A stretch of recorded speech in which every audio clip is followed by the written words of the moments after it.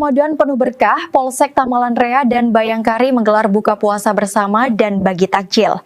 Birka TV News melaporkan.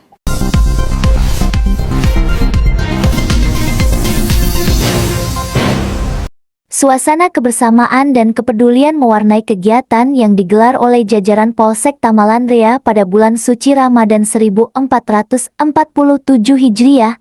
Kegiatan buka puasa bersama yang dilaksanakan di halaman Mapolsek Tamalan Rea diawali dengan aksi sosial pembagian takjil kepada para pengguna jalan.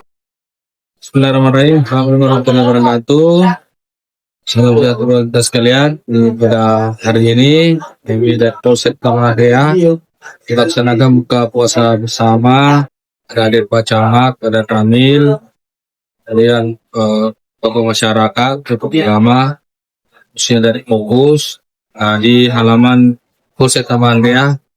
Tentu buka puasa bersama sini adalah merupakan bagian untuk mempererat silaturahmi pada bulan suci Ramadan, juga merupakan momentum untuk kita bersama-sama dengan tokoh masyarakat, unsur pemerintah, untuk bersama-sama bagaimana menjaga situasi Kamtimas tetap aman dan kondusif khususnya pada bulan Ramadan.